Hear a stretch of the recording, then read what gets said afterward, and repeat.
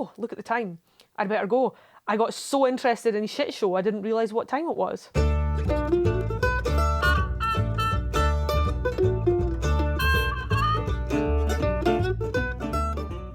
Hello and welcome to Lexitecture, a podcast about word origins and histories. My name is Ryan, and in each episode my friend Amy and I bring a new pair of words to share their stories with each other and you. You can find our past episodes and the occasional blog post on our website at lexitecture.com.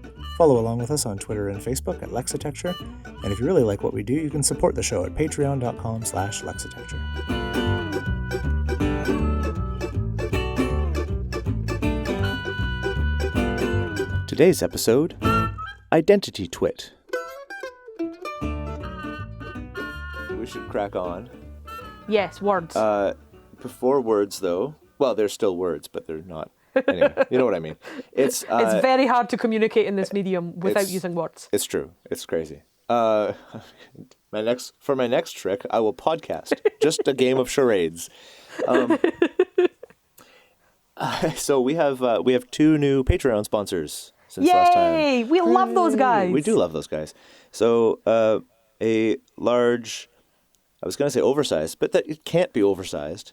Our gratitude cannot be oversized or overstated. Nope, it cannot. To Alicia and to David Bean. Alicia and David Bean. Joining up. I was not Alicia Bean and David Bean. Like, Alicia is one person. Alicia is one person. David and Bean is a another. totally other person. It's not even like a family thing. They just both decided to come and jump in on this whole thing, which is fantastic. So thank you very much to David and to Alicia. Yeah, thank you guys. Do you happen to know? Maybe this is like not okay to talk about, but do you happen to know where David Bean lives? I don't. Is David Bean possibly a friend of yours? Well, David Bean is possibly someone that I was at university with, but didn't really know. Interesting. Like, I recall him being... I was at university with a guy called David Bean, and I recall what he looked like, but I didn't... He was just like a guy I knew of, rather than a guy that I knew. And I certainly don't think he would know me. But, it would be kind of interesting if that was the same David Bean. That would be interesting. I don't know where David Bean hails from, but... Well, if David Bean attended St Andrews University between 1999 and 2004, then it could well be that it's the same David Bean, which would be entirely delightful. That would be neat. Do you know what? It's entirely delightful, even if it's not that David Bean, because Patreon sponsors are awesome. Entirely delightful, but, yes. Yeah. Yes, thanks to them. Patreon.com/Lexitecture. Also, just one more while we're on the pre-show business stuff. If anybody's listening to this but haven't actually subscribed to the show, that's a thing. See, I guess I've never, ever since I started getting into listening to podcasts, it's always been through a podcatcher app where I subscribe because I'm lazy, and I enjoy things being served to me rather than to have to seek them out. This is exactly my take on it. Yeah. Yeah, it's the one thing I miss about regular, like, sort of terrestrial television, because I cut the cable like forever ago, and it's just like streaming services, and that's it. That's all my kids have grown up with. So they're really weirded out when we go to, like, back when travel was a thing, and we go to a hotel and they'd be like, "I want to watch this." It's like, too bad, you got to watch what the TV gives you. Yeah. But I sort of miss the TV giving me stuff. Anyway, this is a tangent. If you subscribe to a podcast, it just gives you the episodes and you don't miss them. And so if you haven't subscribed, look us up on whatever. We should be pretty much everywhere.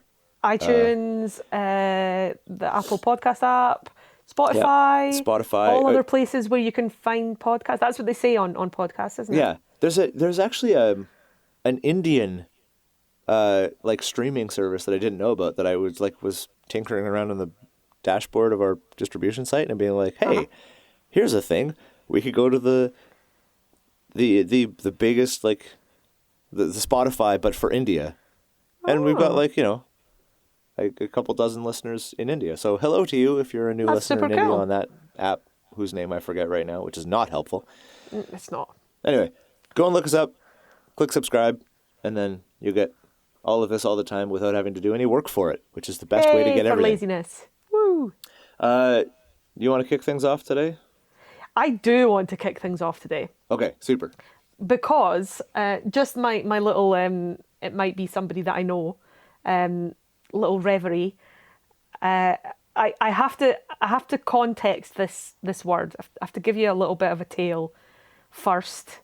And well, Ryan, you already know this tale because it involves you. But Okay. Lexitecture, you do not know this tale, and boy.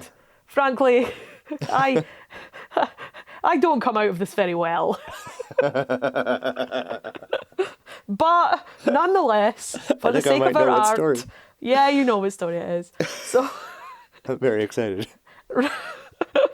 Ryan and I have been friends for a long time. Oh. We got to be friends around about 2004 in South Korea. And we stayed in touch since then via Facebook and email and, all the ways you stay in touch with a person. Ryan has visited Scotland and we hung out here while he did that with his wife, which was entirely wonderful. We got to go to the Edinburgh Festival, a thing that I very much hope will get to be a thing again post-COVID. It was very much missed this year. But, Ryan and I have had a podcast together for, I don't even know how long it's been. 2.5 years A long now. time. We know each other well. Ryan has always been better at social media than me. And this particularly counts when you talk about Twitter. So you can't laugh at me before I've even told my story. Okay. Yeah, I'm sorry. you probably can. Can. So there are a couple of things I have to say about this. First of all, Twitter is problematic when you're Scottish, as I am, and you generally talk with glottal stops all over the place. And so it will probably, I've got my best podcasting voice on at the moment, but it will probably degenerate as I go on into Twitter. And just so that we all know what I'm talking about when I talk about Twitter, I mean the social media platform. If you like hearing the word Twitter said with Scottish glottal stops, or actually if you like hearing Scottish people talk about anything at all, then I highly recommend Off the Ball, which is a BBC Radio Scotland programme. It's about football in Scotland, soccer, as they say in all places that are not here. But the two hosts are, it's one of these radio shows. It's an absolute national treasure. It's totally brilliant. I listen to it most weeks, despite the fact that I have no more than a passing interest in Scottish football. And throughout the whole coronavirus pandemic thing, when football was cancelled, they've had the Scottish public health expert guy, Professor Jason Leach, on every week answering questions. It's been a brilliant public service. But they're also two really hilarious guys, and they are as Scottish as anything Scottish you can think of. Anyway, they tend to pronounce it Twitter because one of them's from the west coast of Scotland. And so my slightly more temperate, in my opinion anyway, Twitter is it's maybe a wee bit less harsh. But I'll try my best to remember that Twitter has 3 T's in it. However, I joined Twitter back in, whenever it was. And I didn't really use it. Because to start off with, I didn't really understand it. It just wasn't my platform. I was better on Facebook. That was good. Also, you may have noticed brevity is not really my thing. And back when I joined Twitter the first time, there was hardly any characters that you could use. And I just kind of thought, this isn't really my thing. However, around about the time that we went to Sound Education, so that was 2 years ago, almost exactly 2 years ago, we had talked about Twitter, and Ryan had by this time, he reached out to some people on Twitter about podcasting and language, and he was always talking about how there were so many really cool, intelligent, brilliant people on Twitter who were very given of their time and their opinions and their resources and all this kind of stuff. And I started to think, I probably should get on this, but didn't really bother. And then we went to Sound Education, and I discovered that all the podcast people were lovely, and I wanted to stay in touch with some of those podcast people. So I got myself back onto Twitter. I started a new account because I couldn't remember how to sign into the old one. I called it Amy is Trying for obvious reasons because, it's not my natural habitat, but I was willing to give it a go. And I found that, yep, he's absolutely correct. All the podcast people are brilliant, and they'll, being on Twitter with those people is really, really cool. And there's a lot of funny stuff. There's a lot of stuff that I like in general. I'm aware of the dark side, and to be honest, it's probably the social media platform that I most often say, okay, that's enough of that for one day. Actually, Right. no more. Sometimes the world begins to look a little bit terrible when you look at it through that lens, and sometimes it's not that great. However, Twitter, that's been a thing that I've been kind of trying to be part of a bit more. A few weeks ago, Ryan Paulson, who I follow on Twitter, tweeted... And have followed for how long? Oh, at least those 2 years. Okay. He tweeted about the US show The Bachelor. Now, I've never seen The Bachelor, but I'm vaguely aware of its premise. And, well, dear listener, I was a little bit surprised. Because I feel like I've known Ryan for long enough to get a pretty good idea of his TV tastes. He often recommends things to me, and I often recommend things to him. And generally speaking, we like the same sorts of entertainment. And I am not really someone who would watch The Bachelor, and I didn't think he was either. So, and this wasn't just like a tweet about, I watched The Bachelor. It was a proper, like, this person's a dog, and everybody could tell that the best series was when this person was on it, and yada, yada. It was very involved. It was obviously a tweet from someone who very much engaged with and enjoyed The Bachelor. So I responded to this tweet, and I said something along the lines of, dude, you're into The Bachelor? Do I even know you? And then I got a response saying, well, I'm actually more into a podcast that talks about The Bachelor than I am the show itself. And no, I don't think we do know each other.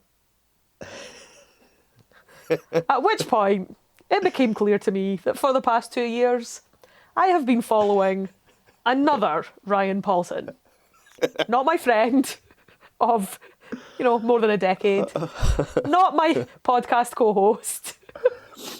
Another Ryan Paulson. A different Ryan Paulson. And, it wasn't really that hard. When I took the time to visit the profile of Ryan Paulson, I discovered that it says very clearly that Ryan Paulson lives in New York. And that he is an Islanders fan. This was something I was aware of from his tweets, but to be honest, I'm not really interested in hockey, so I had never really paid much attention to those things. I didn't know where the Islanders were. So I then responded to this New York Ryan Paulson's tweet to say, I think maybe I'm following the wrong Ryan Paulson. And he responded by saying, wait a minute, I'm the wrong Ryan Paulson? Does that mean that there's a right Ryan Paulson out there? And so I had to throw my hands up and say, this is a little bit embarrassing. However, this is what's been going on. As it turned out, New York Ryan Paulson, who's a librarian, it says that on his profile too. If I'd bothered to look, I would have found out. And so automatically an awesome person. Well, automatically, without a doubt. So he had obviously then had a look to see who I was and had checked out my profile and stuff. And I had tweeted something about not fucking with librarians. I can't remember what it was in reference to, but he then sort of responded to say, yes, ma'am, you are correct. Do not fuck with librarians. And basically, within a few tweets, I was like, this Ryan Paulson seems like such a super cool guy. Isn't he nice? And so then, because, I was raised Catholic, so mea culpa, mea maxima culpa, I fessed up to Canadian Ryan Paulson, my friend and so podcast good. co-host, that I had not been following him on Twitter for the past 2 years. That in my defence, other Ryan Paulson is also a photographer. I think that's part of where the confusion had come from. And oddly enough, we are married to people who are named the same. Yeah, that was pretty funny. Very bizarre. So of course I had to introduce one Ryan Paulson to another Ryan Paulson, which led to discussions about the fact that the Twitter handle Ryan Paulson isn't available because somebody already has it. No. And to add insult to injury, they've never tweeted anything. Yeah, they So don't then use it at Ryan all. tells me that he once messaged that guy to say, hey, Ryan Paulson, since you don't seem to be using this handle, is there any chance I can have it? And you said that like 3 or 4 other Ryan Paulsons then messaged you and they were like, whoa, get in line. Oh, immediately. There was like 5 or 6 of us, and it was like that meme of Spider-Man pointing at Spider-Man, being really surprised, except there were 5 of us. And it was like, yeah, it was spooky. It was like that day I had an argument with 6 of me about which of me was going to get the Twitter handle that just was at Ryan Paulson. It was very bizarre. You'd need to sit down for a wee, just take a minute to yourself after an exchange like that. So I then, this led me to point out that my husband he got a friend request on Facebook from someone who has the same name as him. And he thought this was quite funny, so he accepted the friend request. And then he discovered that the other person with the same name as him had been like collecting people with that name on Facebook. So he was friends with like 5 or 6 of these people. And so my husband decided he was going to friend all the other hims too. And so there's like a little mini army of those guys out there. And then, tragically, one of them died. Oh, no. And it was a horrible story. He had been on a stag do to somewhere in Germany, Frankfurt maybe, and he got drunk and fell in a canal and drowned. Jeez. Yeah, and it was so weird because like Ross is telling me about this, and I'm like, holy shit, and he's like, I know, and I think to it he went missing first. Like, it took them a while to find out what had happened to him. Right, yeah, of course. So, of course, on social media, people are, like, posting to say, please get in touch, and I hope you're okay, and share this, and all this sort of stuff. So, but it was very odd to kind of witness this in I don't know this person, but they have the same name as my husband, and they're Facebook friends for a bit of a laugh. But, and it turned out he was dead. So, yeah, it was very odd. But he's otherwise maintained his hold on membership of the army of other hymns, and yeah, this seems to be a thing that, well, he certainly does it on social media. I don't know if you're friends with any other Ryan Paulsons, but the New York guy seems really good. Anyway, so that this has led to no end of Ryan laughing at me for being a buffoon, basically. Oh, it's been so good. Especially when I haven't just, it's not just been like I made a digital connection with Ryan Paulson mistakenly. Like, I've actually been following him. Apart from the hockey stuff that I'm not really that into. And I did find it a bit suspicious that he tweeted so much about hockey, because I know you're Canadian and hockey's a thing there, but I wasn't aware of you being like a super duper committed hockey fan, particularly. Other Ryan Paulson tweets a lot about hockey. So I thought that was a bit strange. But then, I messaged Ryan just on 9/11 to say, hey, that's why you never told me about your uncle who had a near miss, who worked for Verizon in the Twin Towers, but was on a training event that day. It wasn't you. It was other Ryan Paulson. So yeah, there are so many things that I am now. It's only just occurring to me. Basically, I don't know who anyone is anymore. I don't know who Ryan is. I'm pretty sure that the Ryan that I'm talking to record this podcast is probably the guy I knew in Korea, but I don't know if I even know anymore. So this all led me to be curious about a word, and when I looked it up, I did myself quite a little bit of laughing and decided that I definitely had to talk about the word identity. Oh, nice. So, identity has a surprisingly large number of definitions according to the OED, 15, 12 of which are still in usage. That's... Oh, okay. Yeah, I was quite surprised by this too. And what made me laugh so much when I originally looked it up to start investigating whether or not it would be an interesting word to talk about is that definition 1A in the OED is this: the quality or condition of being the same in substance, composition, nature, properties, or in particular qualities under consideration, absolute or essential sameness, oneness. Just like you and Ryan Paulson. Just like. One and the same, as far as I was concerned. Right. So I found this really interesting because I tend to think about identity as something that's quite unique and separate. Yeah. But in fact, from 1545, the first written citation of this word that the OED lists, it has meant sameness. So my interest was piqued by this. And I found that, so we could, I don't have to go through all 15 of the definitions, but lots of them are related to this idea. So the second definition given is an instance of this quality or condition of oneness. That dates from 1570.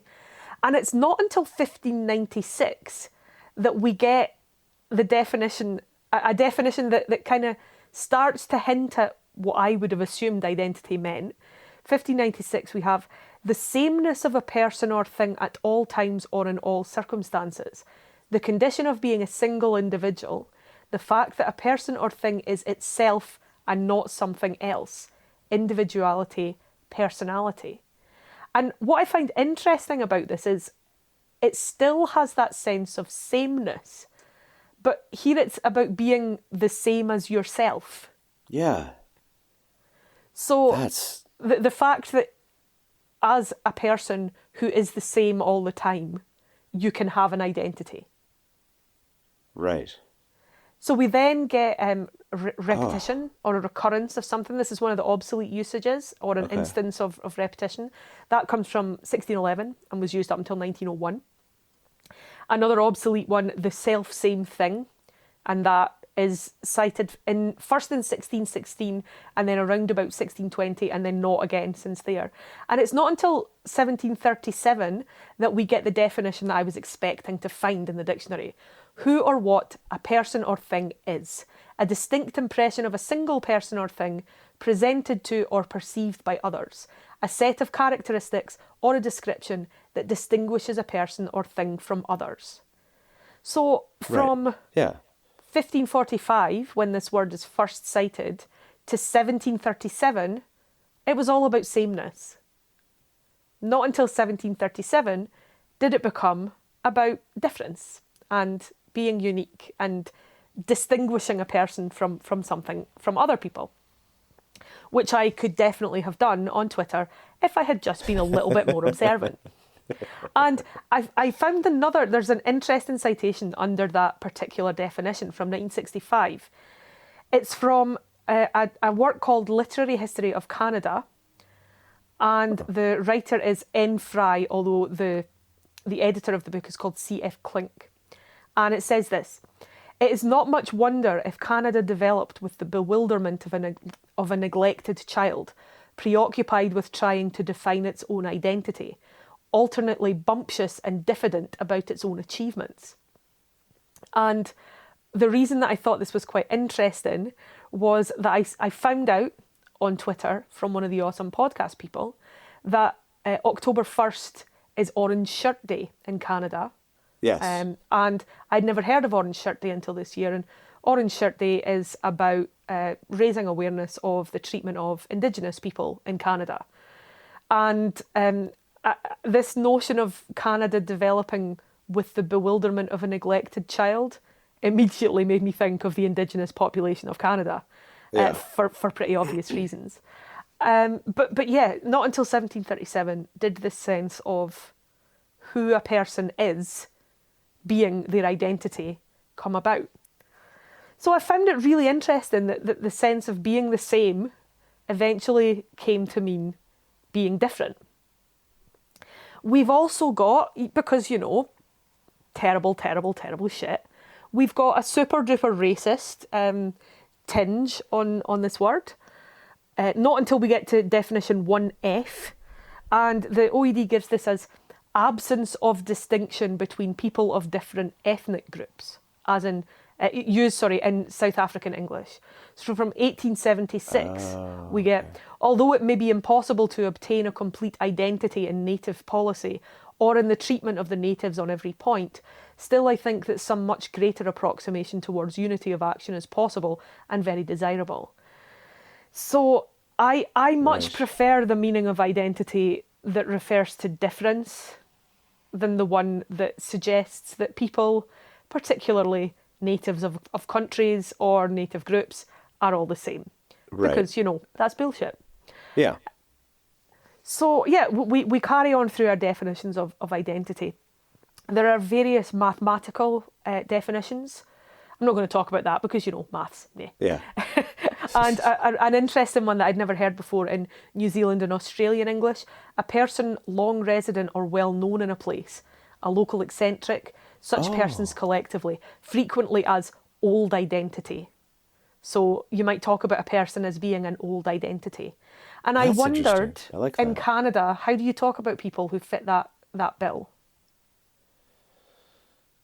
Do you have a particular word or a particular term? I don't know that we do. I mean, prominent. You'd have towns and centers would have like the prominent families, Sure. but not. I can't think of a particular sort of term in Canada that would. I mean, there's obviously that sense where you have the long-standing families or the Yeah. the Those the people characters. exist. I mean, course. character is probably, you might refer to people as being, that's that's the character of whatever. Yeah, now Royal this Ontario is or these small places, interesting but because in Scots, or certainly in Scotland, in the part of Scotland that I live in, talking about someone as being a character has a very particular meaning, and I think it's pretty close to that sense of old identity. A character isn't just referring to the characteristics of a person. It has a not quite pejorative, but certainly interesting shade to it.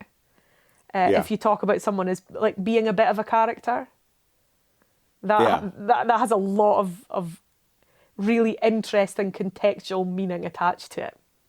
So I liked old identity. Yeah. And so etymologically, this one is interesting too. So the OED says of various origins or of multiple origin, which immediately made me think, oh, yeah, exactly. So essentially, sort of simply, the word identity comes from the Latin identitas, which we get from about the 4th century in classical Latin. And identitas comes from the Latin word idem, I-D-E-M, which means very simply same. So the fact that the word meant same for such a long time isn't an accident. It comes from a word which means same. The OED says, after post-classical Latin essentitas, or being, and notes that the Latin word was formed to provide a translation equivalent for ancient Greek tautotes, meaning identity.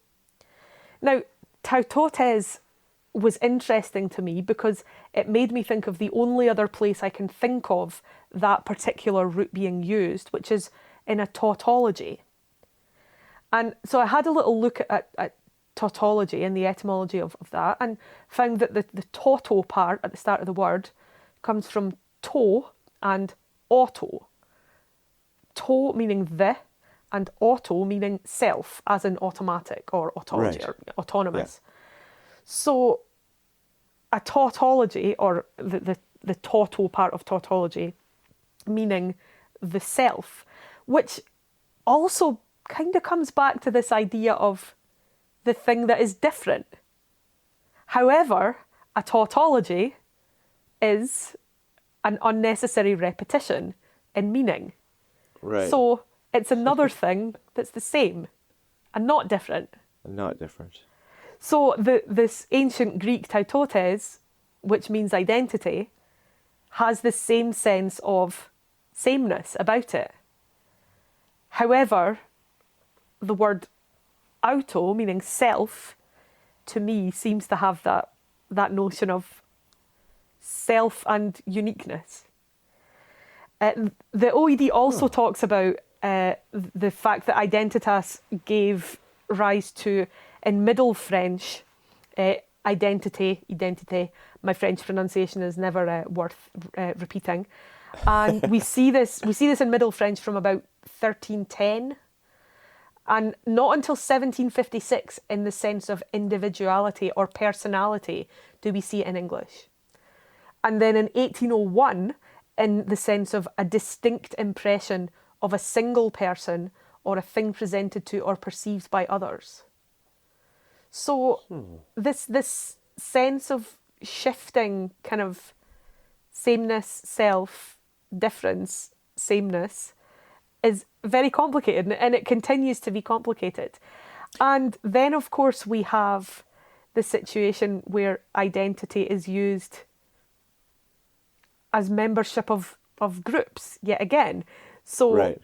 you know, I identify as, or belonging to, you know, being Jewish or being black or being gay, or, you know, identity in the sense of identity politics.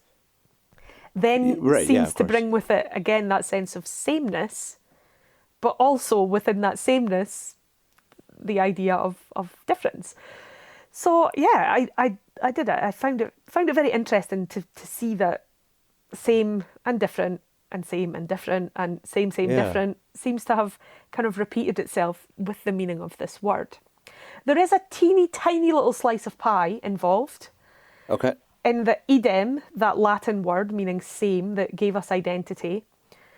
Etim Online notes that it is from the pi pronomial stem I, just start letter I, and directs Okay. you to the word yawn, as in yonder, or, you know, yon shady gale, or Right, however yeah, it yeah. goes.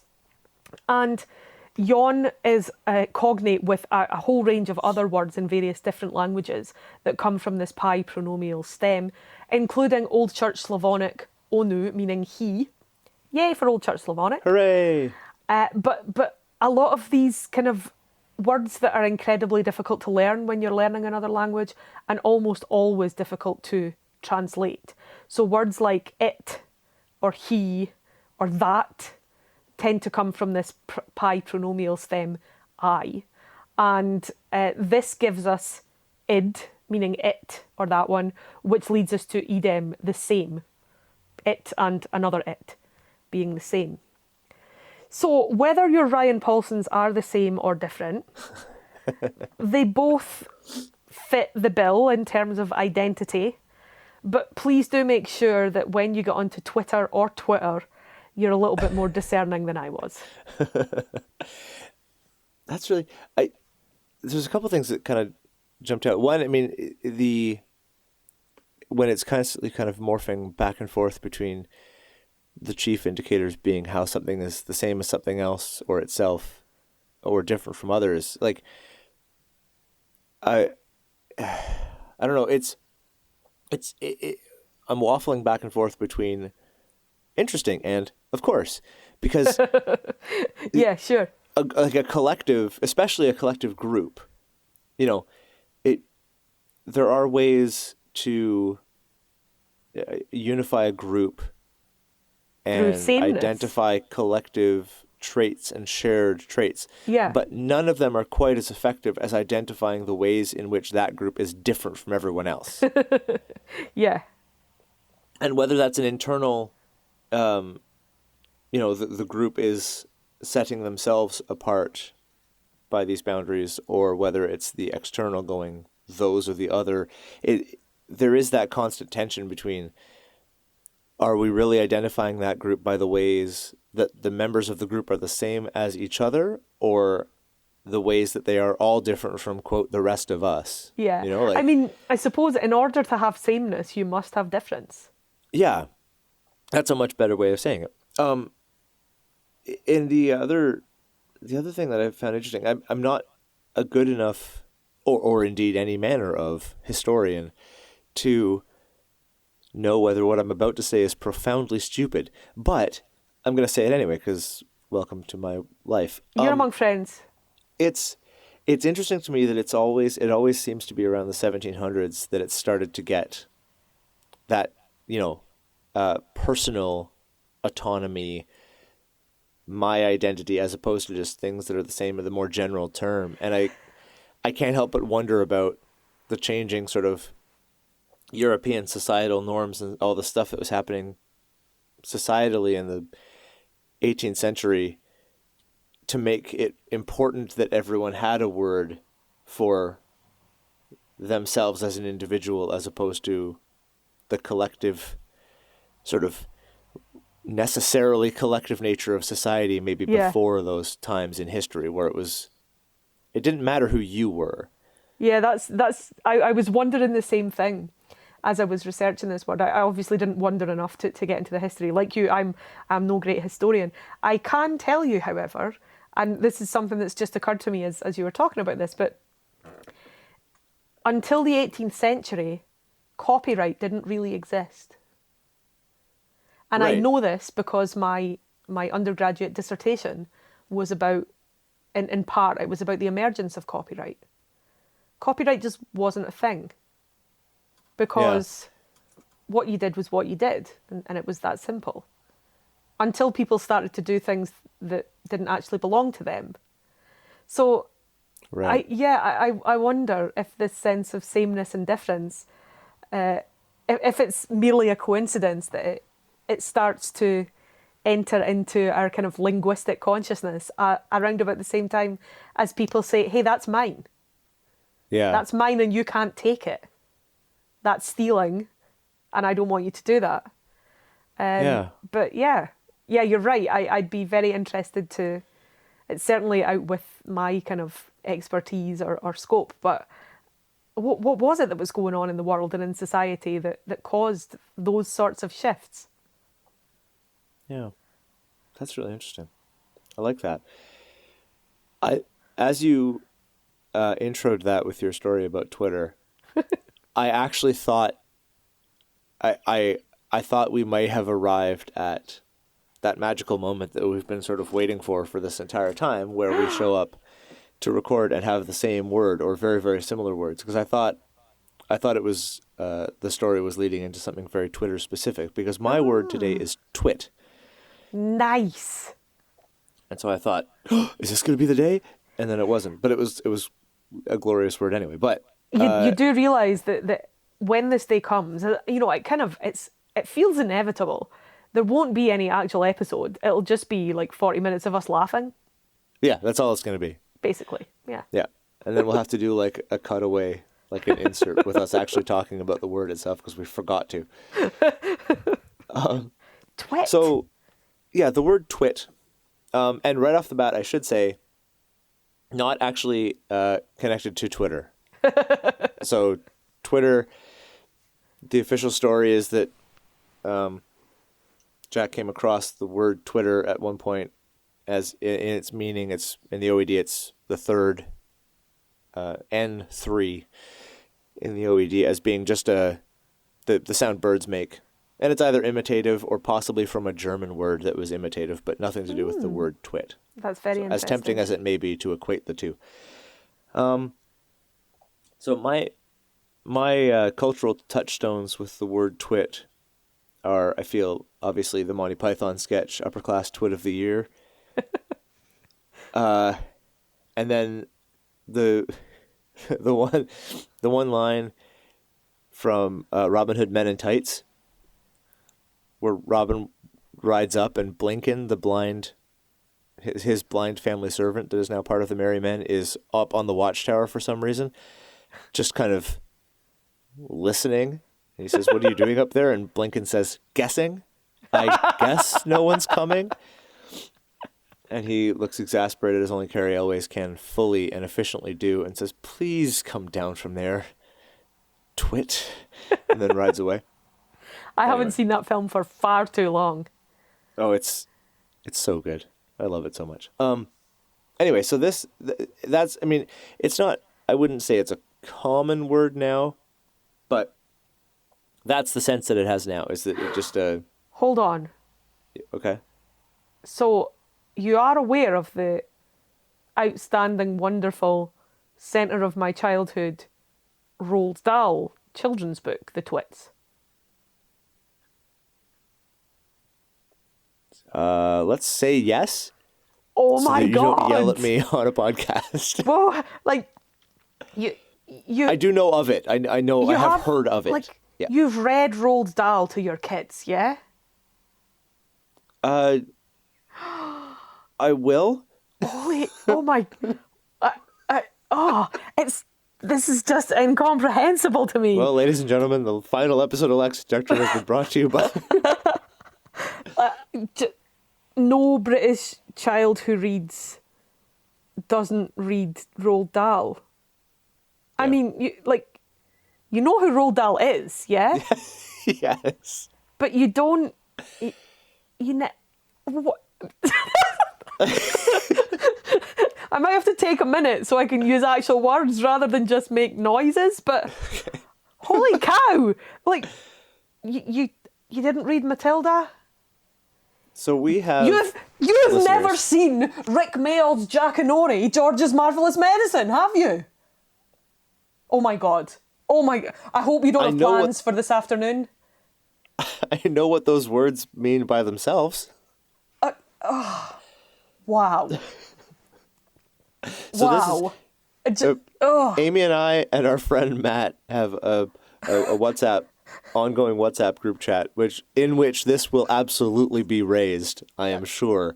But we recently discovered that our friend Matt has never read any of the Hitchhiker's Guide to the Galaxy books. Oh, Ryan, this is much worse than that situation. And for a while, the way that things happen with this chat is that it basically is just a never-ending shifting of 2 versus 1, with 2 of us haranguing the third one. Yeah, pretty much. And for a brief time, Matt was the guy. I feel like that's about to change for me.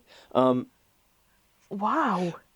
You've You've never read the Twit. See, I am so super duper jealous of you right now because you've never read the Twit, which means you can read it for the first time.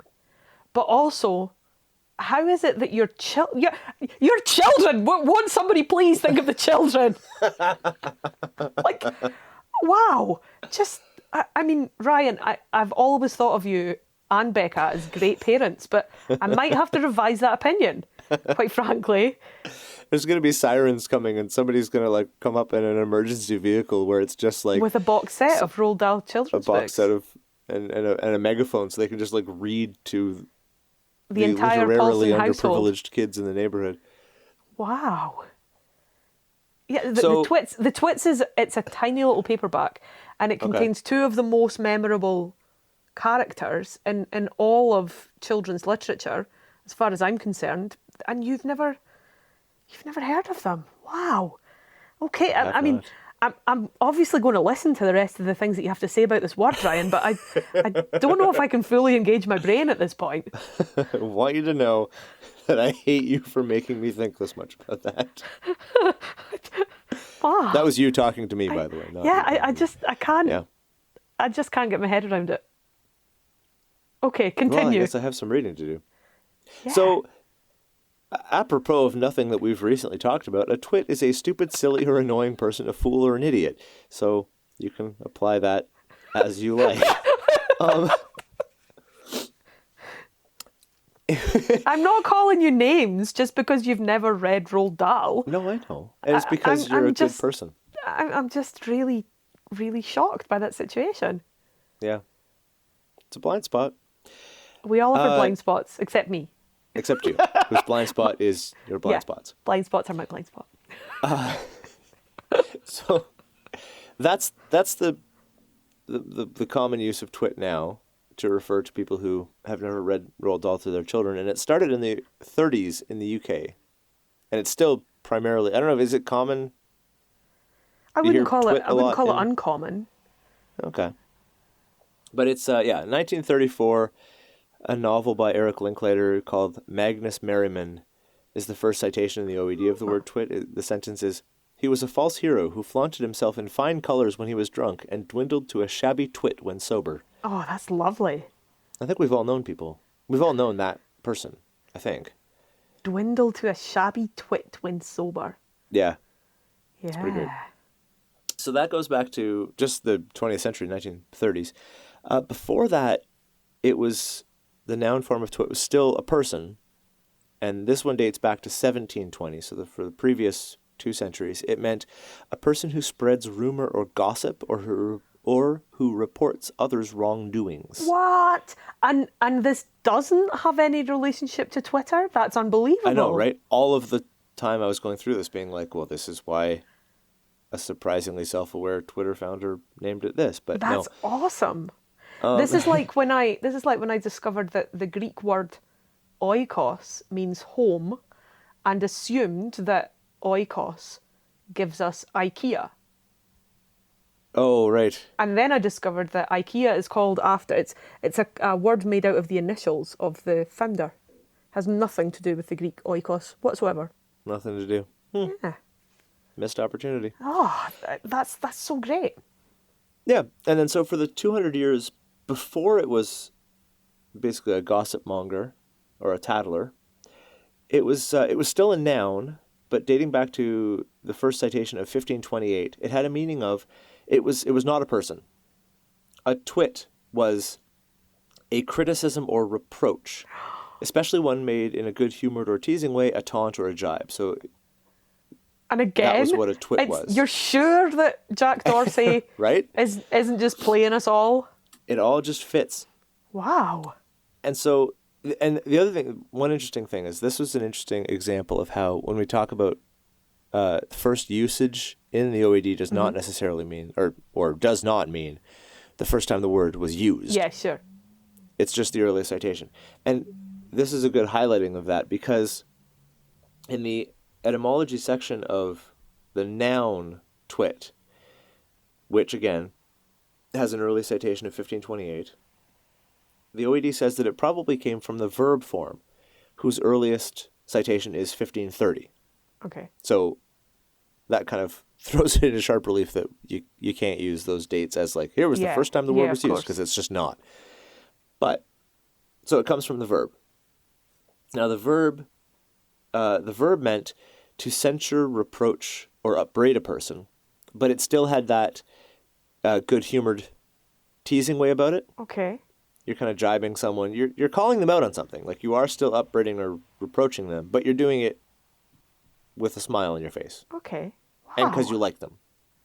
Now the verb twit, part of the reason why it's definitely older than 1530 is that it is said by the OED to be aphetic, aphetic, which means it was formed by a process called aphesis, which is when a word loses an initial unstressed vowel sound from the beginning. Oh, okay. And it's just the natural sort of erosion of kind of unnecessary things that just kind of drop off words because people are inherently lazy and it's just easier to say things without it sometimes. All those damn syllables in the way. Yeah. So in this case, twit, the verb, came from the verb atwite. Okay. Atwite. And atwite goes back, we're just jumping by 200-year marks here, but this goes back a little bit earlier. It goes back to the 13th century is where a bunch of the citations are, and then there's references to potential usages in Old English, but I'm never quite sure what to do with it because it attributes it to like King Alfred, so that like 900 to 1000 AD, or CE if you prefer. But it's all like 18th and 19th century translations or volumes about like versions of those things. Yeah, okay. So I'm never really sure what to make of that, but it's very old anyway. And so atwite was basically the same meaning, but here we don't have that, especially in a good-natured way, element to it. Okay. So to atwite someone was just straight up rebuking them and reproaching and blaming, laying blame on someone. And then when it lost the initial A sound, it went to twit and then became a little more friendly. Now, atwite, when you look at it, you kind of go, okay, that's probably the prefix at and then a word white, which is exactly what it is. And the at means to, and the white means to impute guilt or lay blame on something or upon a person or a thing, condition, or event. Okay. So it's one of these things that just keeps getting bits added to it and taken off without actually changing any meanings at all. Yeah. That's awesome. Now, yeah, and this and the word white, which the OED says is possibly still a Scottish dialect word. I don't know if that's true because I don't speak Scots or any sort of other Scottish dialect, but I don't know. Comes from the Germanic side, dates back to definitely Old English. Earliest citation is 893. It shows up in Beowulf.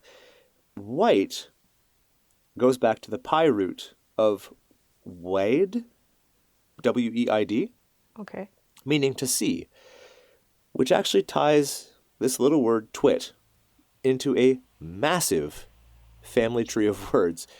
Because the other things that are cognate with twit from this Pi root of wide, meaning to see, and you can kind of get the sense, right? To see it, if you're rebuking someone, I saw you do that.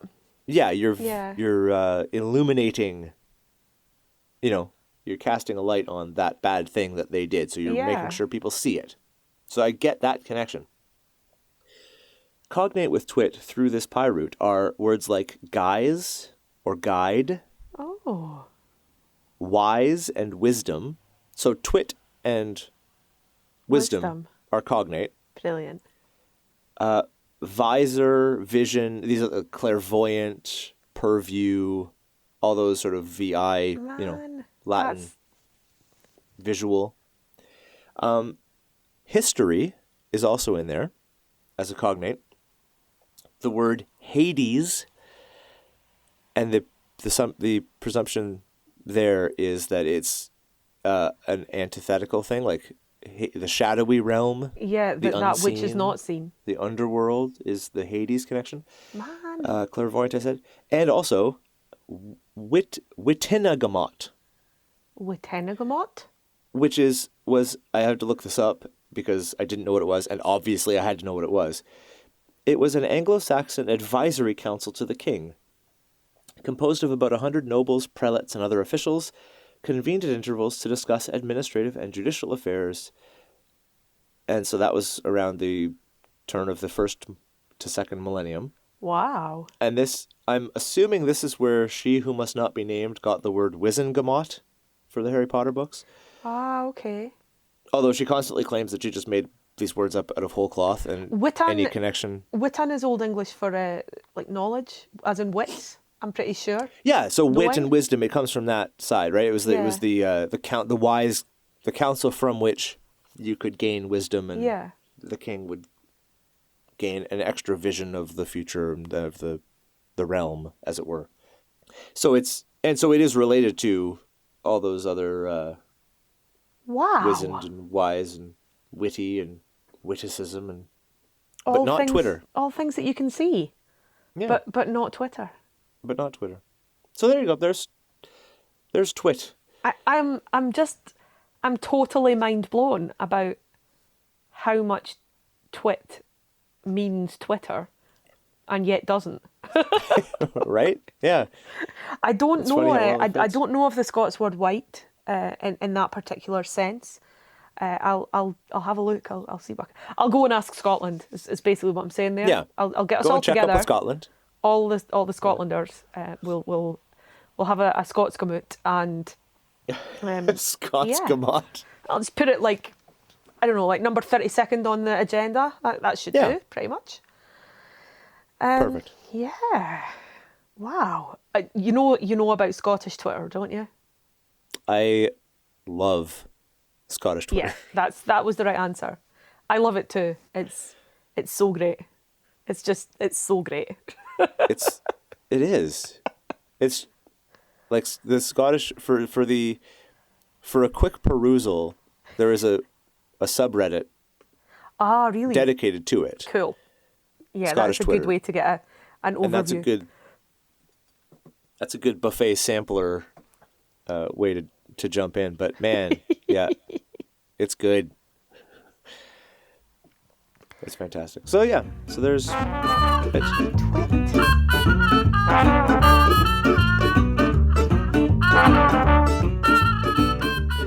And that's it for another episode of Lexitecture. To get in touch with us about something you heard in this episode, you can email us at words@lexitecture.com. You can also follow along and talk to us at Lexitecture on Facebook and Twitter, and at Lexitecture Podcast on Instagram. For back episodes and the occasional blog post, visit us at Lexitecture.com. Thanks very much, and we'll talk to you again soon.